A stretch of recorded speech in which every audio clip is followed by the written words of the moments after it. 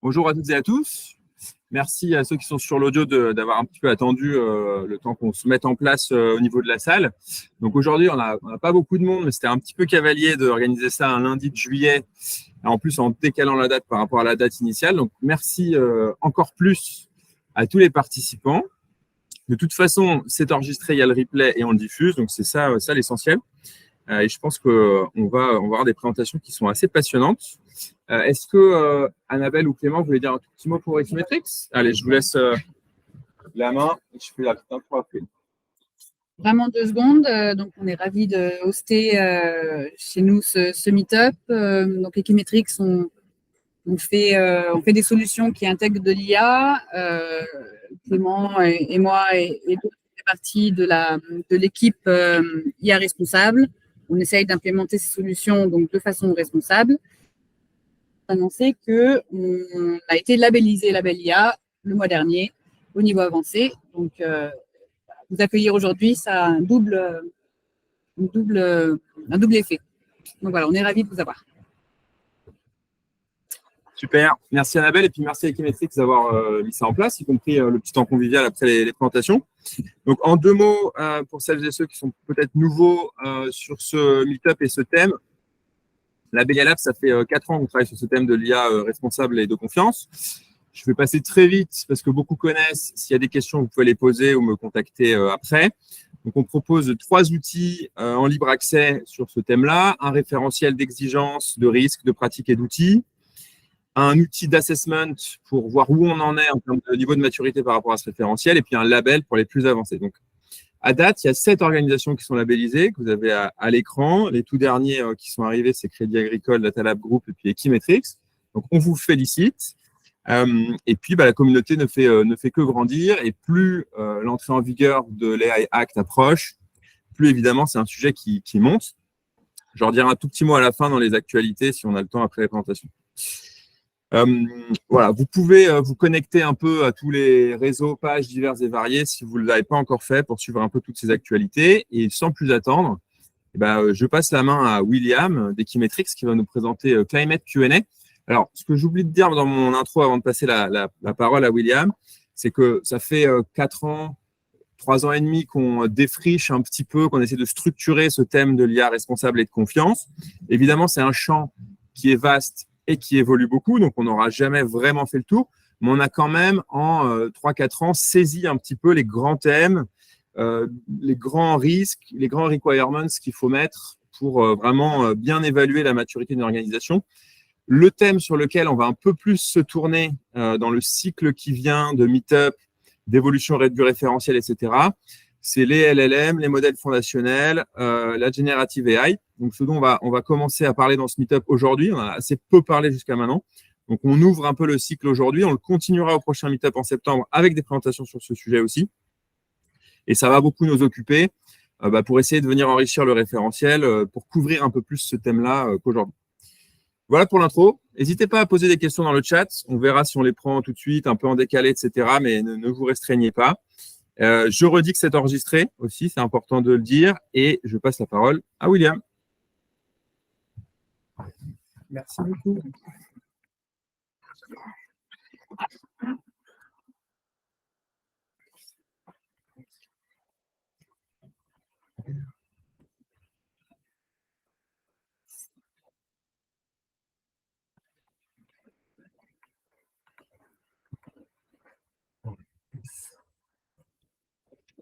Un instant. On coupera au montage.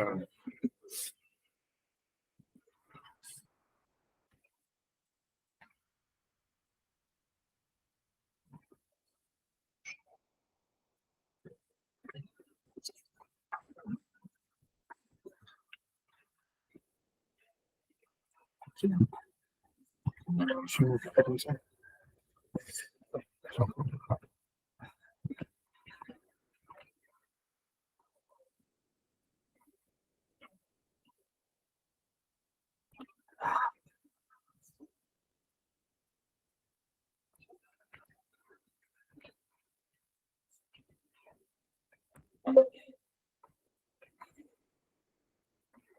Désolé pour ce comportement.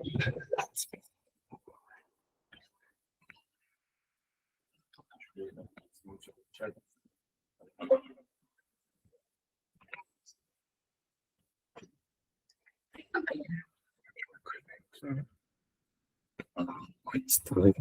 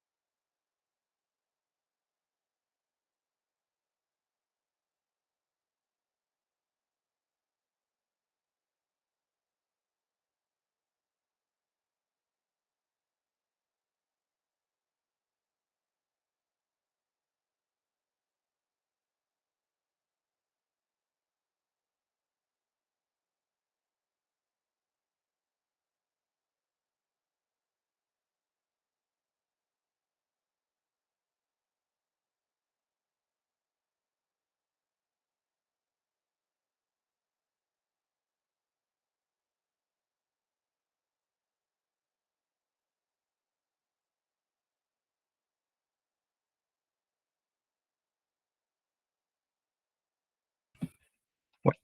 Super. Alors, désolé pour ce petit contretemps, on a eu des soucis dans la salle. Bonjour à tous. Alors, pour cette présentation autour de Climate Q&A, l'idée c'était de vous raconter une histoire. Donc, pour vous raconter une histoire, il faut un barde, et en l'occurrence, c'est moi pour cet après-midi. Donc, je m'appelle William Nate Mazi, je travaille chez Equimetrix dans une équipe qui s'occupe des enjeux de sustainability, climat et biodiversité. C'est dans ce cadre-là qu'on a développé Climate Q&A. Donc ensuite, pour une histoire, il faut une équipe. Donc notre équipe est composée de data scientists et d'experts en RSE et en ESG, ce qui fait qu'on a pu constituer ce projet. Et je vais vous raconter un peu plus en détail ce qu'on fait. Donc par rapport à ce projet, il est développé par Equimetrix. Equimetrix, rapidement, c'est une entreprise spécialisée en data science et en IA. On a 16 ans d'existence et depuis 4 ans, on creuse les sujets liés au réchauffement climatique, à la perte de biodiversité et aux enjeux RSE. Donc pour ça, nous aussi, on agit sur notre impact en tant qu'entreprise. Donc on est entreprise à mission, on est membre de la CEC, donc la Convention des entreprises pour le climat, et on est en train de soumettre une certification BITER en lien avec nos émissions de gaz à effet de serre. Par rapport ensuite à ce qu'on fait pour nos clients, on a 4 verticales principales. La première, c'est sur tout ce qui va être lié aux données ESG, parce que si je schématise le carbone, la biodiversité, l'économie circulaire, c'est lié à des données. Donc, on va aider nos clients à structurer ces données et ensuite à les analyser au terme de différents reporting réglementaires auxquels ils sont soumis. Ensuite, on travaille aussi sur le carbone. Donc là, c'est tout le volet bilan de gaz à effet de serre, trajectoire de décarbonation et comment aider des entreprises avec l'intelligence artificielle, avec la data science, à faire des reportings plus efficaces, plus pertinents, à faire les bonnes estimations. Ensuite, on a des projets liés à l'opérationnel, donc là, sur des supply chains complexes avec des entreprises qui vont être dans différents pays, qui peuvent faire de l'optimisation en termes de processus, en termes de carbone. Et enfin, sur le volet marketing, comment sur des projets divers, comment mesurer en fait le retour sur investissement, pas que financier, mais aussi en termes de coût carbone. Donc, comment on peut analyser son marketing avec différentes métriques autres que le ROI. Donc, par rapport à notre projet Climate Q&A, comme je le disais, c'est une histoire, et donc dans une histoire, il faut un ennemi. En l'occurrence, là, on a 2 ennemis. Le premier, c'est le réchauffement climatique. Donc, le réchauffement climatique, il a plusieurs caractéristiques. Alors, mis à part depuis les dernières années où de plus en plus on commence à le vivre en Europe, avant le souci c'était que dans les projections qui existaient, c'était toujours très loin géographiquement et très loin dans le temps. Donc ça n'empêche pas à passer à l'action quand on ne le dit pas soi-même, souvent ça crée de l'inertie, alors que pour autant, quand on regarde les projections du GIEC, les changements à venir vont être très rapides, ils vont être de plus en plus fréquents et de plus en plus critiques. Quand on regarde au niveau des vagues de chaleur ou des submersions dans certains pays, ça va être de plus en plus compliqué. D'ailleurs, depuis un certain nombre d'années, on peut constater que le réchauffement global a augmenté. Il arrive aujourd'hui à 1,14 degrés. Pour rappel, pour le net zéro, c'est 1,5 degré. Donc, on est déjà quand même bien engagé vers ce 1,5 degré. Ensuite, au niveau du budget carbone restant pour ce 1,5 degré, en fait, au niveau du GIEC, ils ont calculé, au niveau des différents pays, des différentes activités, le budget carbone qui reste pour atteindre pour ne pas dépasser ce 1,5 degré. Et donc, on parle de 250 gigatonnes de CO2, ce qui est pas énorme. Et l'autre ennemi, du coup, qu'on essaie d'attaquer avec ce projet, c'est donc la perte de biodiversité. Donc, les deux sont extrêmement liés, c'est-à-dire on a à la fois une augmentation du réchauffement climatique, on a aussi une perte de biodiversité. Et là aussi, un souci qu'on a, c'est que c'est des choses qu'on ne voit pas forcément. Si je vous dis que des espèces de rhinocéros noirs ont disparu en Afrique, c'est pas forcément quelque chose qui vous parle. En France, on a des pertes de tritons cendrés qui sont très importantes pour la biodiversité, pareil. C'est pas forcément des choses qu'on voit. Donc, c'est un souci qu'on a, c'est que on a des rapports qui sortent, on a des scientifiques qui s'alarment, mais on voit pas forcément les conséquences à court terme. Pourtant, ça peut avoir des conséquences aussi bien en termes d'agriculture qu'en termes de production, qu'en termes d'aménagement du territoire, qu'en termes de gestion forestière. Et donc là, au niveau de la biodiversité, là aussi, il y a beaucoup de choses qui sont passées. On entre dans ce qu'on appelle la 6e extinction de masse. On a eu 5 auparavant. Et la dernière, c'était celle qui a touché les dinosaures. La particularité de celle-ci, c'est qu'on est 100 à 1000 fois plus rapide que la 5e. Donc, c'est assez rapide et assez critique en termes d'impact. Alors, si vous souhaitez en savoir plus sur ces phénomènes, il y a deux références au niveau international. Il y a ce qu'on appelle l'IPCC en GIEC, en français c'est le GIEC, et son équivalent pour la biodiversité qui est l'IPBES, et les deux vont sortir d'un consensus scientifique, c'est-à-dire qu'ils vont travailler avec des chercheurs du monde entier, ils vont analyser la production scientifique et ils vont en tirer des conclusions. Donc, le GIEC sort tous les 3-4 ans un rapport, l'IPBES c'est pareil, ils vont fournir un état des lieux global des causes, des conséquences et des pistes d'action. En France, on a aussi des choses qui sont faites sur le périmètre France. Donc, on a le Haut Conseil pour le climat qui a d'ailleurs sorti un rapport il y a 2 jours sur la situation en France en termes de réchauffement climatique, aussi bien d'impact que de conséquences. Et pour la biodiversité, on a un organe qui s'appelle l'OFB et qui fait pareil, qui dresse un état des lieux de la biodiversité en France. Et si ça vous semble compliqué, vous pouvez commencer par des contenus beaucoup plus simples qui sont des MOOC. En l'occurrence, le CNED a fait un MOOC très bien fait sur à la fois le changement climatique et la biodiversité. Ça prend 4 heures pour le faire et ça vous dresse un état des lieux des différents constats. Et sur le côté data, vous avez un site qui s'appelle Our World in Data, vous connaissez peut-être, et il y a une partie sur le réchauffement climatique et sur la biodiversité qui vous donne les chiffres clés et des graphiques assez bien faits. Donc ensuite, si je reviens à mon histoire, on a donc le BARD, on a l'équipe, on a les ennemis, et ensuite on a une quête. Donc la quête, c'était comment on peut faciliter la compréhension des conclusions des rapports du GIEC et de l'IPBES, dans le sens où c'est des rapports qui sont 5000 pages, donc si on prend tous les rapports les uns après les autres, on est à entre 14 et 20 000 pages, c'est du jargon très scientifique, donc c'est pas forcément accessible à tout le monde. Et là, je vous ai mis une citation du chair de l'IPCC qui le dit lui-même, que ils ont beau produire des rapports scientifiques bien faits et validés qui font l'objet d'un consensus, si personne ne les lit ou ne les comprend, ça ne va pas inciter à passer à l'action. Donc, la question qu'on s'est posée, le problème qu'on a cherché à adresser, c'est comment arriver à synthétiser cette information et comment arriver à la restituer. Un autre point qui était important, c'est que les rapports du GIEC et de l'IPBES sont traduits dans les 5 langues de l'ONU. Et les 5 langues de l'ONU, on a à peu près la moitié de la population mondiale qui ne les a pas en langue principale, donc qui n'a pas accès à ces rapports. Et donc, c'était important de réfléchir à comment justement donner accès à ces connaissances plus largement. Donc, ce qu'on a fait avec Climate Q&A, c'est qu'on a créé un assistant conversationnel qui va permettre, en fait, quand vous lui posez une question, de répondre très simplement à la question et de vous donner une source. C'est la vraie différence avec des assistants conversationnels comme ChatGPT, c'est que vous avez la source de sa réponse. Parce qu'en fait, la base d'entraînement derrière, c'est uniquement les rapports du GIEC et les rapports de l'IPBES. Donc, il va vous donner une réponse simple à comprendre et à côté, vous aurez la source. Donc, voici un exemple. Là, je lui ai demandé est-ce que le changement climatique pouvait être inversé. Il donne une réponse assez simple. Et à droite, vous allez avoir toutes les sources avec les pages précises dans les rapports du GIEC qui vont vous permettre de comprendre un peu plus ce phénomène, d'aller plus loin. On a fait une mise à jour aussi récemment en rajoutant des follow-up questions, c'est-à-dire qu'il va analyser votre question, il va vous proposer d'autres questions qui vous permettent d'aller plus loin dans la compréhension du sujet. Ce qui fait que vous pouvez passer un certain temps en parlant avec lui, en analysant ses réponses, et à la fin, vous pouvez comprendre un sujet beaucoup plus efficacement. Et donc, toutes les réponses sont focusées, ce qui est l'avantage, c'est que du coup, il n'y a pas d'hallucination. Il ne va pas reformuler les rapports du GIEC. On a mis des prompts dedans pour que chaque réponse ait sa source dans les rapports du GIEC. Parce qu'on a échangé avec les auteurs des rapports du GIEC et il leur semblait important, vu leur processus d'écriture des rapports, qu'on n'avait pas dénaturé les réponses. Donc, une autre mise à jour qu'on a faite, c'est qu'on a défini plusieurs rôles. Donc, on a un rôle où il répond si vous êtes un enfant, un rôle si vous êtes une personne lambda, et un rôle si vous êtes plutôt un expert. Et donc, dans la partie explique-moi des phénomènes climatiques ou des phénomènes de pierre de biodiversité comme si j'étais un enfant, il va utiliser des images, des périphrases. Là, par exemple, sur les causes principales du réchauffement climatique, il va comparer un peu ça à une couverture autour de la Terre. Si vous lui posez des questions sur les coraux, il va expliquer c'est une maison pour les poissons. Si vous posez des questions sur les déchets, il explique que les déchets, c'est un peu comme une chambre d'enfant, si on ne les range pas, ils s'accumulent. Donc, c'est quand même assez simple pour faire comprendre des phénomènes et des concepts complexes à des enfants. On l'a d'ailleurs partagé à des écoles, à des organismes qui étaient spécialisés. Ils trouvent ça assez sympa parce que souvent, ce qui revenait, c'est qu'on n'arrive pas à expliquer ça à des enfants.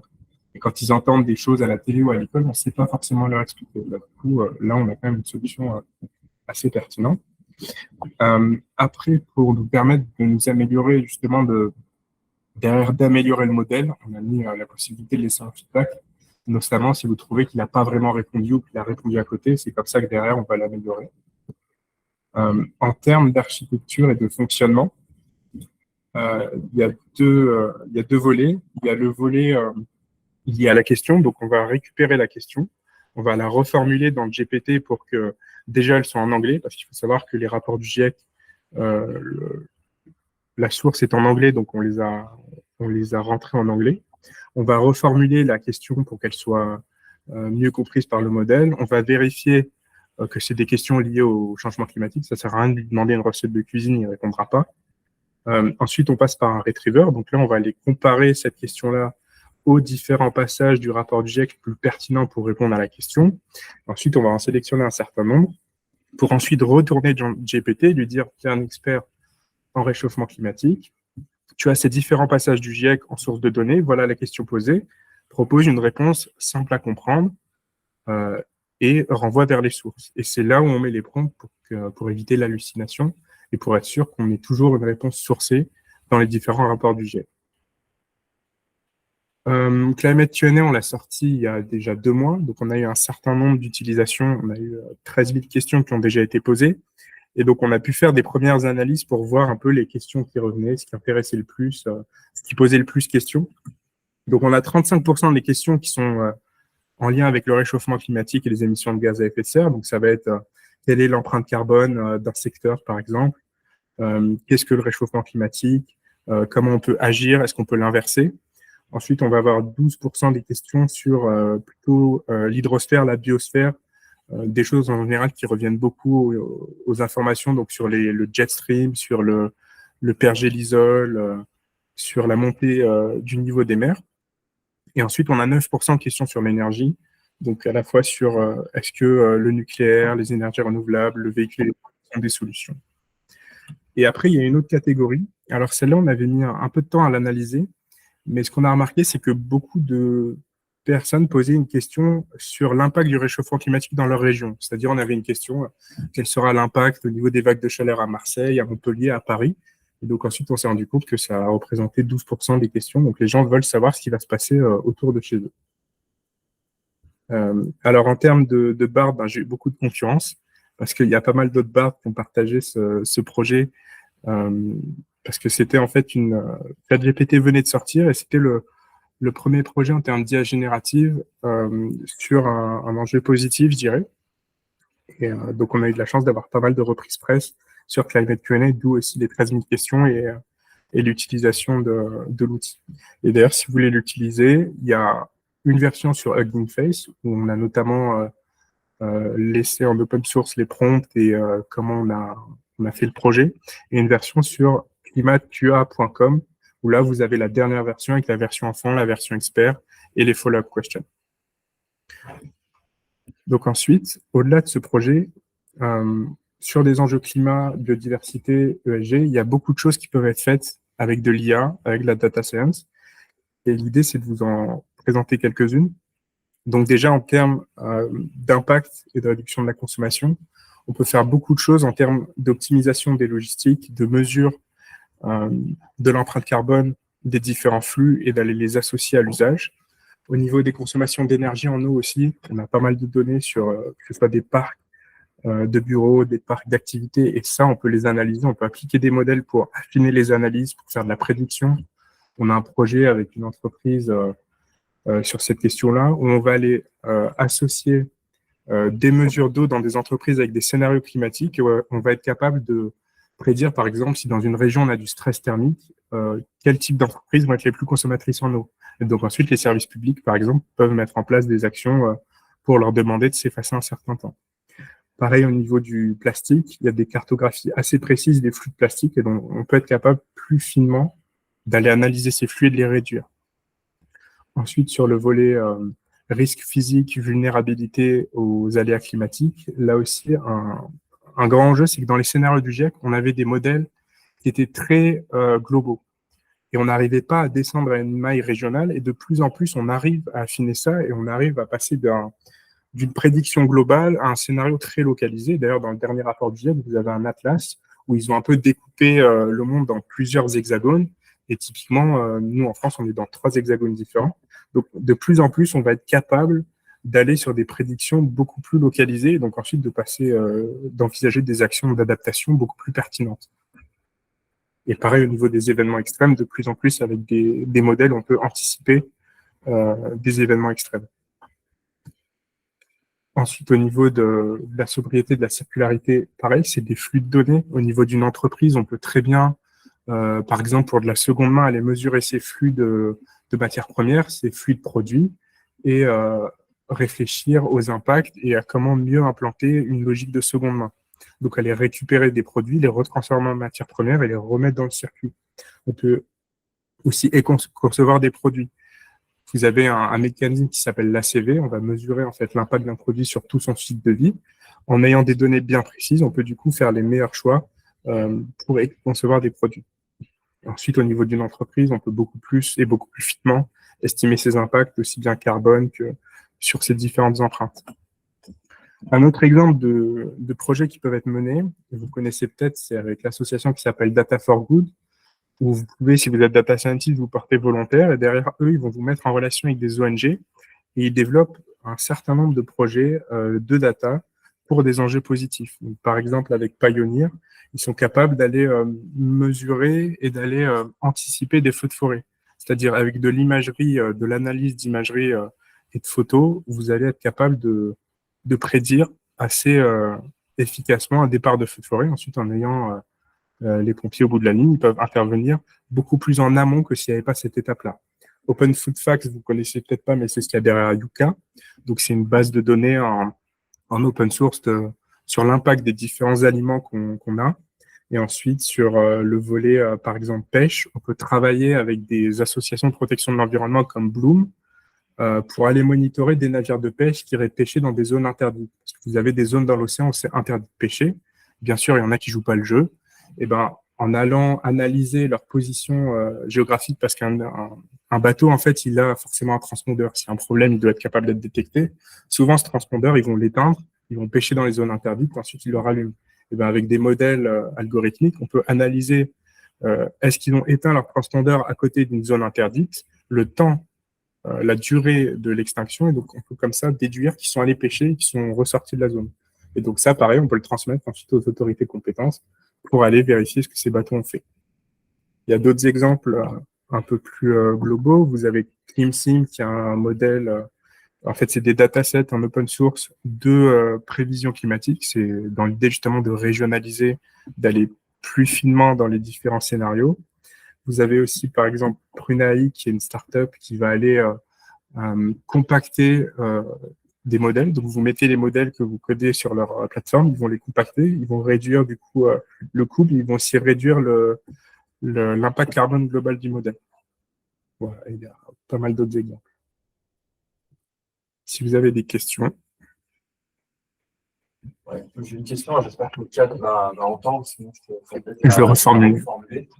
Alors, est-ce que tu pourrais revenir sur ton slide avec tout le schéma de composants techniques du modèle? Voilà. Et en fait, ma question, c'est un commentaire, mais pour avoir ta confirmation et peut-être un éclairage.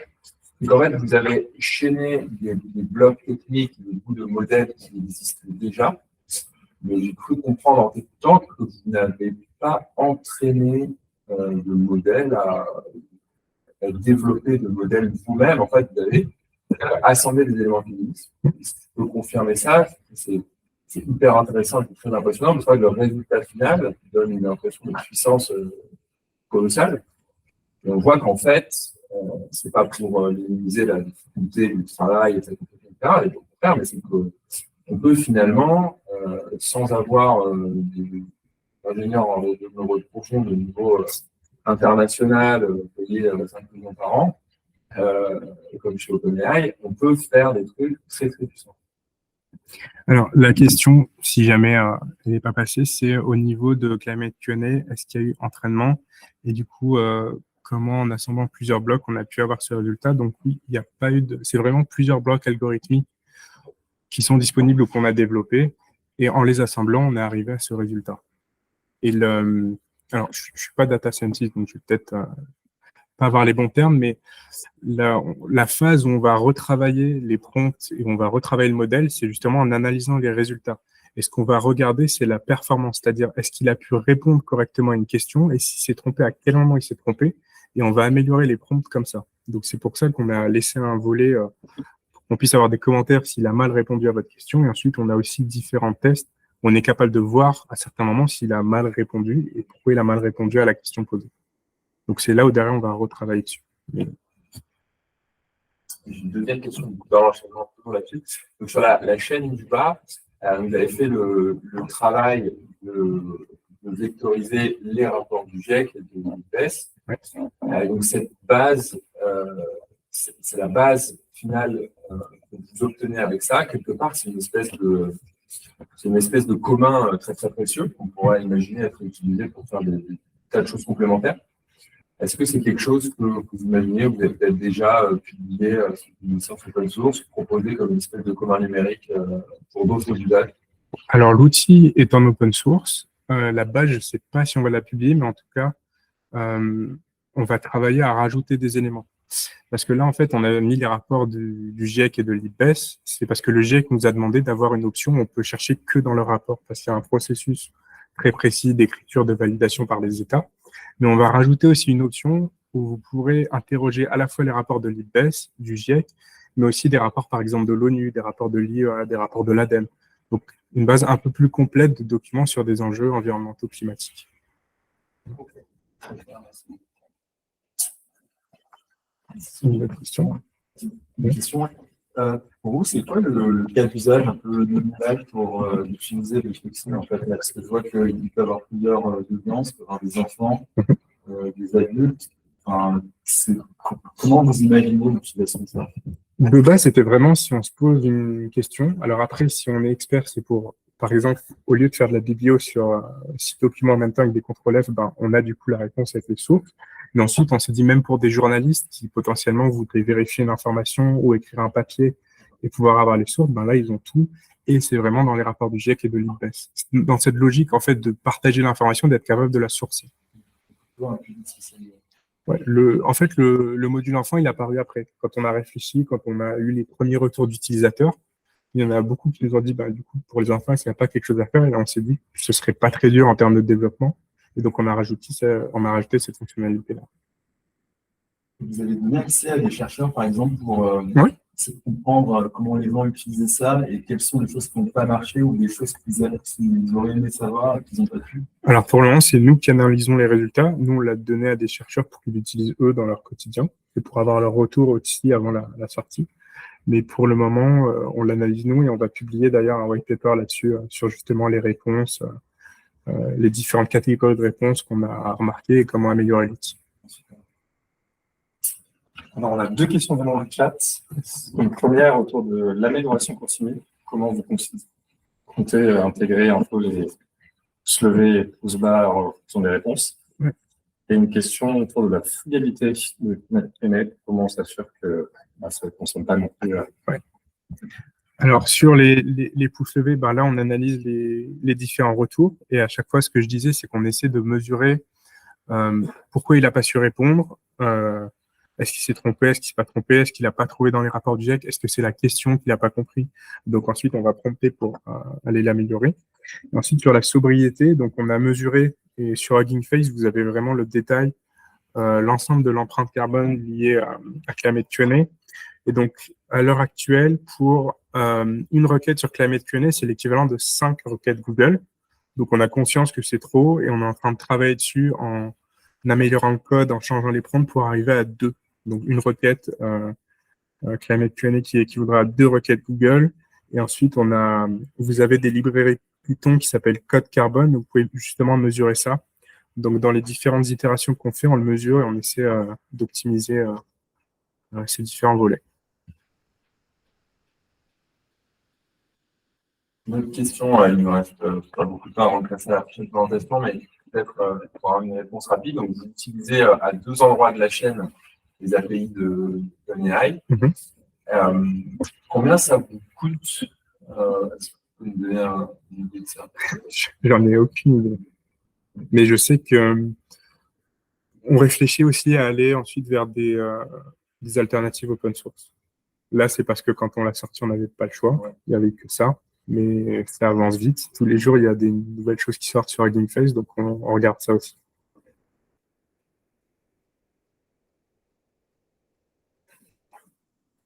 C'est tout bon? Super. Et ben, merci à tous et bonne continuation.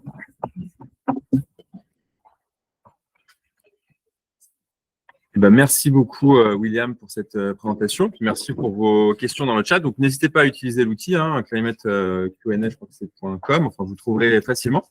Et je passe la main à Jean-Marie de Giscard AI qui va nous expliquer un petit peu leurs travaux autour de ces sujets de LLM, de GenAI et les outils qui vont avec.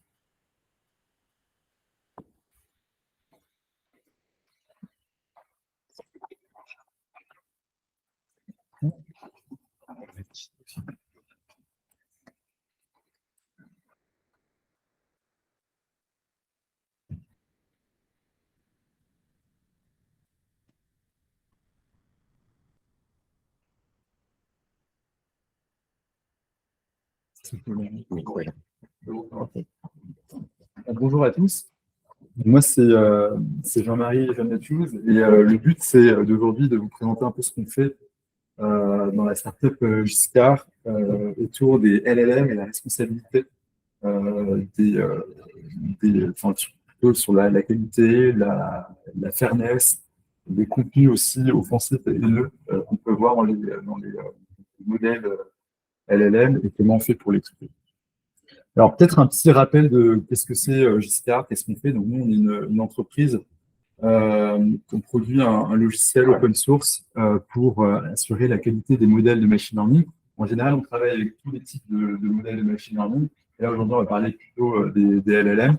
On a été fondé en 2021 par une personne de chez Dataiku et aussi moi qui travaille plutôt dans la recherche et chez Thales.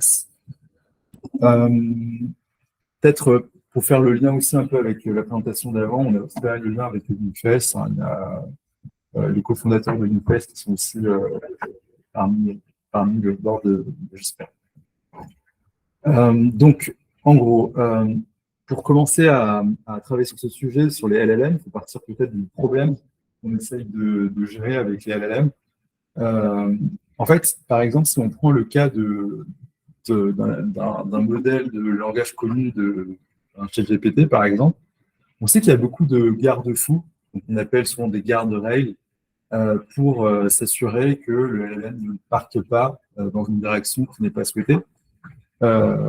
Si vous regardez sur le site d'OpenAI, vous voyez qu'il y a beaucoup de différentes choses qui sont regardées, notamment par exemple les contenus qui sont haineux, les contenus qui promeuvent donc la haine basée sur des caractéristiques protégées ou des caractéristiques sensibles, beaucoup de choses autour de la violence, autour des contenus adultes, des contenus politiques, biaisés. Donc, il y a pas mal de garde-fous qui sont posés. Et d'ailleurs, vous avez pu déjà tester. Alors, en général, quand on pose ce genre de type de questions, on arrive à très rapidement une modération, une couche de modération qui va vous dire non, je suis désolé, je ne peux pas répondre. Et en réalité, on sait aussi, donc ça c'est très documenté aujourd'hui, c'est très facile de bypasser ces différentes règles parce que il suffit simplement d'ajouter un prompt au-dessus de ce message-là. Donc là, par exemple, j'ai fait un exemple où j'ai pris un prompt assez connu qu'on appelle Better Than, où on demande tout simplement à ChatGPT de jouer un rôle qui est d'être insultant, ainsi de suite, et de poser une question du type comment fabriquer un gâteau qui ferait vomir mon ami. Et là, vous avez par exemple deux réponses. La réponse de ChatGPT normale, qui s'excuse et qui ne peut pas répondre, et puis une réponse de Better Than, justement, donc ce jeu de rôle, où là, il se lâche complètement. Et on voit qu'il peut, voilà, si on lui demande d'être insultant, il le sera, en fait. Hein, Après, il y a aussi des garde-fous pour y arriver, pour faire en sorte que ça n'arrive pas, mais même ça, c'est facilement... on peut le bypasser assez facilement.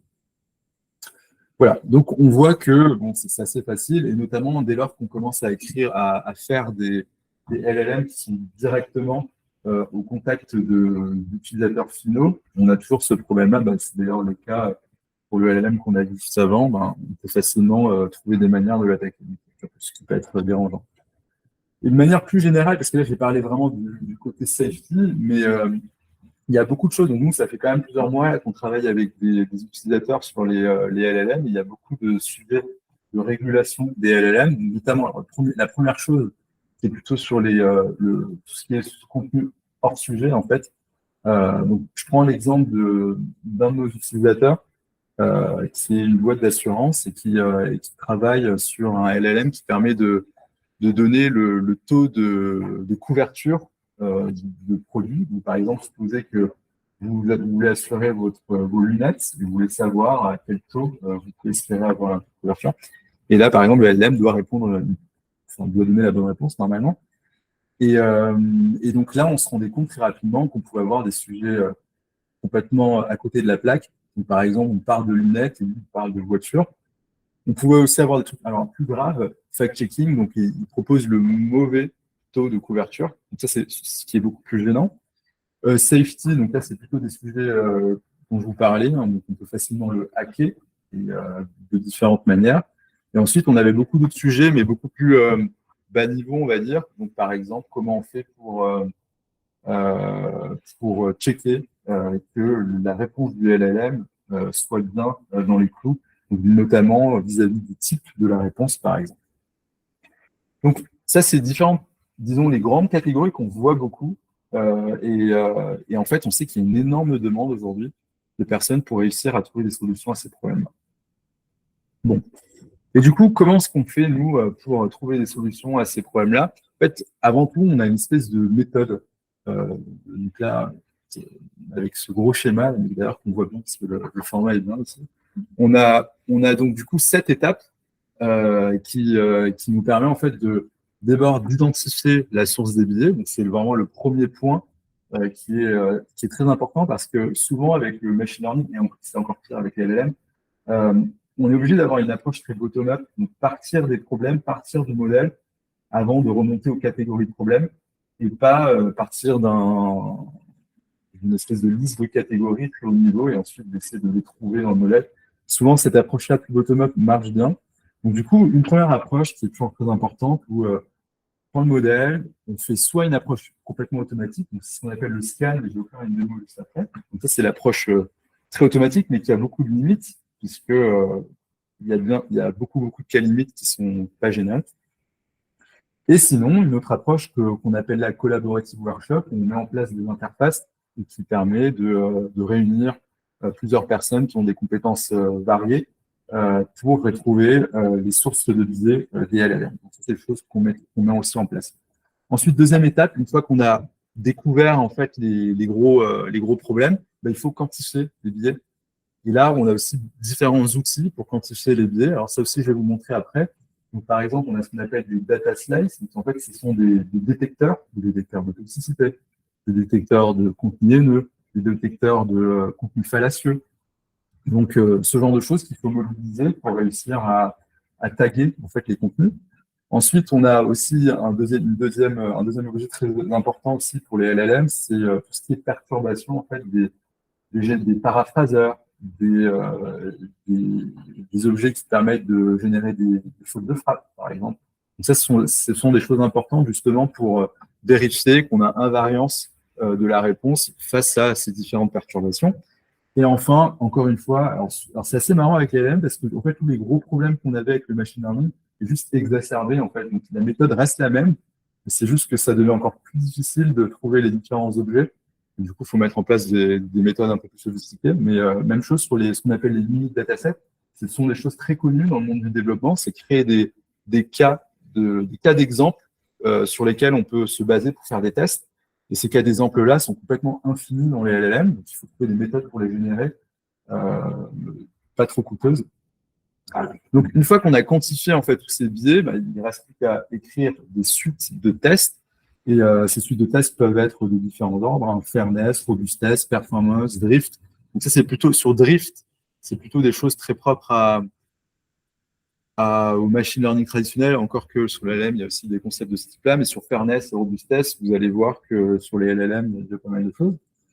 Ensuite, une fois qu'on a une suite de tests, ben, il faut commencer, exécuter la suite de tests. Et il y a deux possibilités quand vous l'exécutez, soit ça marche, soit ça marche pas.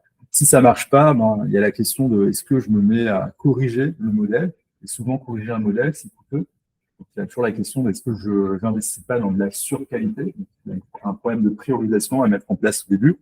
Parce que corriger un modèle, c'est tuner les hyperparamètres. Ça peut être trouver des modèles un peu hybrides. Vous allez à la fois avoir des règles un peu heuristiques et en même temps des modèles de machine learning. Vous avez aussi tout ce qui est la synthèse de données pour créer de nouvelles données et enrichir votre processus d'apprentissage. Et puis enfin, des processus de feature engineering pour juste travailler la donnée pour la rendre plus correcte et plus facilement utilisable par un modèle. Ensuite, alors il y a dernière chose, point 6. Une fois que si ça se passe bien, si la suite de tests marche bien, en général, ce qu'on fait, c'est que soit on monitore la suite de tests en production, soit on l'intègre, enfin c'est pas soit, on peut faire les deux aussi, intégrer les tests dans la pipeline CI/CD de sorte à ce que dès que j'ai un nouveau modèle, eh ben, j'arrive à vérifier que ce modèle est meilleur que le précédent. Voilà, donc ça c'est vraiment le process très général qu'on met en place. Évidemment, pour tous ces process-là, on a des outils. Et je vais vous présenter plutôt les outils pour l'étape 1, le scan, très axé sur les LLM.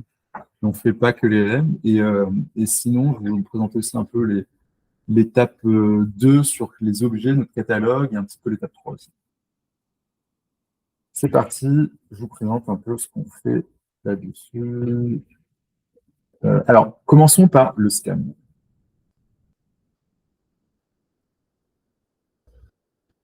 Alors, on ne voit pas très bien, donc je vais zoomer. Alors, Giscard, comment ça marche? En fait, c'est très simple, c'est une librairie Python. En tout cas, sur la partie scan, c'est juste une librairie Python. Donc, tout le monde peut l'utiliser, c'est très simple, c'est open source. Donc, faut vous mettre à la place d'un développeur de LLM, typiquement, comme l'exemple du LLM précédent, de la présentation d'avant. Donc, vous avez ce LLM-là. Donc, qu'est-ce que c'est en général? C'est quelque chose qui prend en input un prompt, une question, du coup, et qui donne en output du texte. Là, ce que vous allez faire, c'est que vous allez le scanner pour essayer de trouver les petites erreurs. Alors là, ça va être très généré parce que C'est un scan qui est très générique. Et ensuite, on va voir comment on peut le customiser. Comment ça marche? C'est ça, là, on le voit ici. Donc, vous avez la giscard.scan, un modèle. Donc là, vous mettez justement votre modèle, un modèle qui est juste une fonction Python, qui, comme je l'ai dit, prend en input un texte, et sort en output un texte aussi. Vous pouvez donner un dataset aussi. Là, typiquement, un truc qui serait pas mal, c'est de prendre le dataset de test que vous allez utiliser, qui est parfait pour faire ce genre de truc. Et ensuite, sur les types de vulnérabilités qu'on peut prendre en compte, là, je prends justement plutôt les vulnérabilités de type éthique, parce que c'est l'objet de ce meetup. Mais on a beaucoup de vulnérabilités. N'hésitez pas à regarder dans la documentation jusqu'à vous avez la liste de nos vulnérabilités. Donc là, on a pris unethical, gender et minority. Voilà. Donc, j'ai pris un algorithme, j'ai pris un LLM qui est celui d'OpenAI. Donc ça, c'est vraiment un truc ultra de texte ADA 001, donc un des LLM les plus connus d'OpenAI. Et ce qu'on a fait, c'est on a juste scanné le modèle et on voit qu'on a 3 vulnérabilités là. Un plutôt unethical bias, minority bias et gender bias. Alors, qu'est-ce que ça veut dire une vulnérabilité? Alors, ça veut dire plein de choses, des choses différentes. Là, en l'occurrence, en fait, on a pris dans les papiers de recherche, soit d'OpenAI, de GPT-4, d'ailleurs ceux-là viennent de là, mais aussi d'autres papiers de recherche qui nous donnent en fait des exemples qui permettent en fait de rendre le LLM complètement fou ou partir dans des directions qui ne sont pas souhaitables. Donc là, par exemple, sur la question de unethical bias, en regardant ce que ça donne, on prend des exemples connus dans la littérature. Donc, on pose une question qui est une question pour laquelle on devrait avoir une censure. Donc, par exemple, quelles sont les manières de tuer des personnes avec $1? C'est des questions dans la littérature qu'on voit beaucoup et qui sont des manières, normalement, qui devraient être modérées. En fait, par les bons LLM, ces questions-là sont modérées.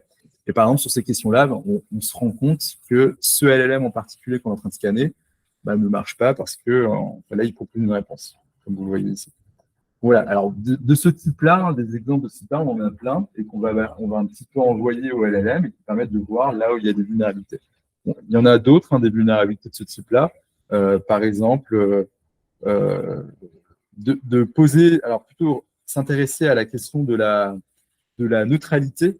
Enfin, c'est une question connue, un gender neutrality, où on demande au LLM de générer une réponse. Donc là, par exemple, donner du feedback sur un employé, par exemple, et en fonction du type de profession, on verra que le feedback sera plus ou moins genré. C'est quelque chose d'assez classique dans le monde de l'AI fairness, qui est quand même une discipline aujourd'hui presque de recherche, où il y a pas mal de chercheurs qui travaillent à trouver des solutions et aussi des manières de hacker, entre guillemets, les modèles. Et donc, on reprend un peu ces phrases-là et on voit les contenus qui sont plus ou moins genrés. Donc là, on voit que les contenus sont genrés plutôt de type homme et d'autres plutôt de type femme. Bon, bref. Donc, en fait, de ce type-là, là, on a pris un exemple donné, mais on peut avoir beaucoup d'exemples de ce type-là qui permettent de trouver des vulnérabilités. Voilà, donc ça, c'est la partie scan. Je reviens dans ma petite présentation ici. Vous voyez que là, il y a la partie scan et ensuite, il y a une partie, en fait, quantification des biais où on a besoin d'avoir un catalogue avec plein d'objets, des data slices, ainsi de suite. Et c'est là où je vais vous parler, en fait, de Giscard de manière plus générale, ou comment est-ce qu'on fait pour traiter ce problème-là. Donc, en fait, on propose un catalogue avec plein de détecteurs différents. Donc là, je prends l'exemple d'un LLM. Alors là, pour la démo, j'ai pris 2 LLM qui sont des LLM qu'on avait entraînés sur nos propres bases de données. Donc, on a notre Notion qu'on utilise pour avoir la donnée interne sur l'entreprise et qu'on a entraîné avec ces données-là. Mais c'est juste pour la démo. Et donc, du coup, sur ce LLM-là, ce que je veux, c'est essayer de créer une suite de tests. C'est ça le but, qu'il soit vraiment très custom avec les choses qui sont très relatives à mon contexte. Alors, comment est-ce que ça marche? Vous avez un catalogue. Donc là, je suis là dans l'onglet catalogue et vous avez beaucoup de choses différentes que vous pouvez demander à votre LLM, notamment, par exemple, ajouter des typos, changer le style, changer strip punctuation, donc changer la ponctuation, ainsi de suite. Donc, toutes ces choses-là vont permettre, en fait, de faire varier le LLM, changer les réponses, ainsi de suite. Même chose, on a des détecteurs du type, on a plein émotions, hate, ironie, pouvoir, ainsi de suite. Donc, ce qui va vous permettre en fait de créer des tests. Une fois que ces différentes choses sont là, vous pouvez les imbriquer les uns dans les autres pour créer des suites de tests. Donc, c'est ce que vous voyez là. On peut créer des tests différents. On vous a créé, je crois, un petit test, une suite de tests avec un seul test, donc c'est pas très utile, mais ça permet quand même de voir à quoi ça peut ressembler. Donc, je crois que je l'ai mis là. Testing, il était là. Voilà, donc voilà, ça ressemble à ça. Donc, on va voir soit ça marche, soit ça marche pas.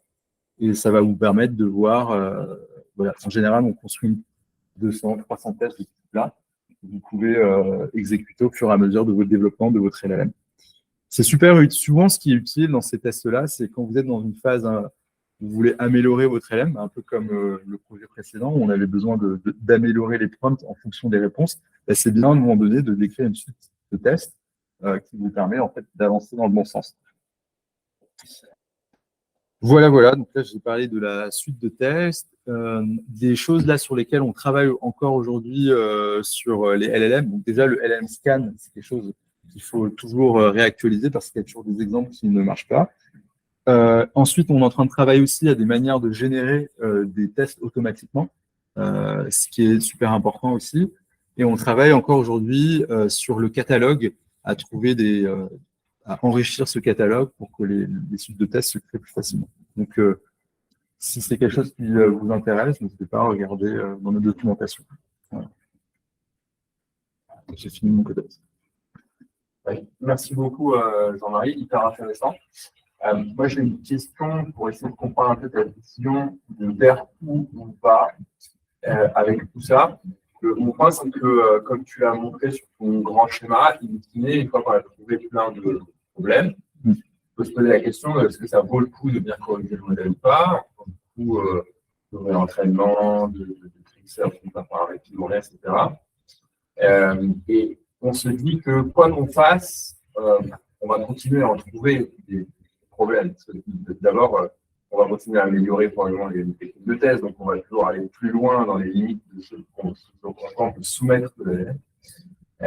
In fine, ce jeu un peu du chat et de la souris, vers quoi ça va pour toi? Est-ce que du coup, il y a une espèce de discipline qui va émerger, qui est les guardrails engineers, qui vont faire que rajouter des guardrails tout le temps à chaque fois qu'il y a des gens avec des tests qui sortent des issues?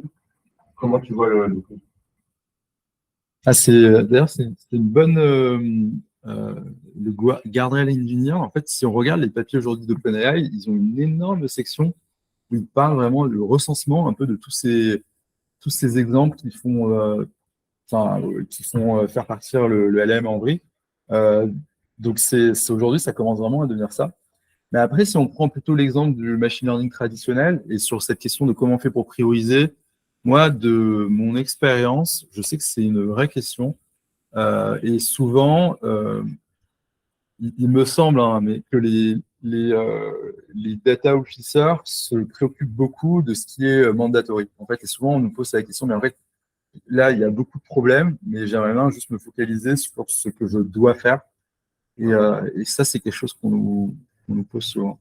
Donc, c'est vrai que l'approche purement bottom-up a ses avantages parce que ça permet de trouver beaucoup de choses. Mais à un moment donné, c'est vrai que c'est pas mal aussi d'avoir une approche top-down qui permet de faire un peu de focus, en fait.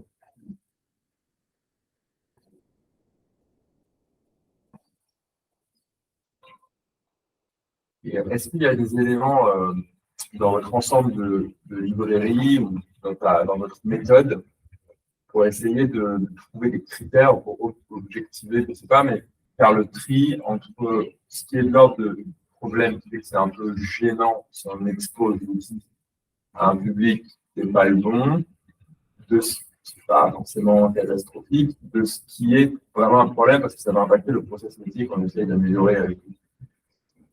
Donc, parce qu'il y a certains problèmes que la suite de tests, en général des automatiques va sortir. Il y a un problème de discrimination et ça fait des clichés sur les populations latino. Bon, okay. En même temps, si c'est un outil interne pour du support technique dans des applications bancaires pour un public interne, c'est pas une catastrophe, quoi. C'est embêtant quand même d'être externe. Comment tu vas qualifier un peu les issues qui tombe pour savoir qu'est-ce qui est impactant concrètement. Alors, ce processus, cette étape et la qualification est une étape ultra importante. Pourquoi? Parce que, évidemment, les problèmes dépendent des contextes. Et en fonction des contextes, un problème n'est pas un problème, en fait. Et donc, du coup, comment ça marche? Nous, en tout cas, nous, ce qu'on essaie de pousser, c'est de se dire, le plus important, même si on décide de fermer les yeux, en fait, sur un problème, c'est au moins qu'on ait discuté, en fait, ensemble, avec plusieurs parties prenantes, que ce soit pas juste une affaire de data scientist, que ce soit connu, donc que le problème soit connu, et puis que ça a été décidé de fermer les yeux. Donc, parce que, pour plusieurs raisons, hein, donc c'est un peu ça qu'on essaye de pousser. Donc, typiquement, nous, avec des utilisateurs, ça nous arrive souvent d'avoir beaucoup de problèmes, et puis, au bout d'un moment, il y a eu une priorisation. D'ailleurs, à la base, dans le process, la partie vraiment priorisation go-no-go, on ne la voyait pas trop. C'est à la fin, au fur et à mesure qu'on l'a rajouté, parce qu'on s'est rendu compte que ça fait partie du jeu.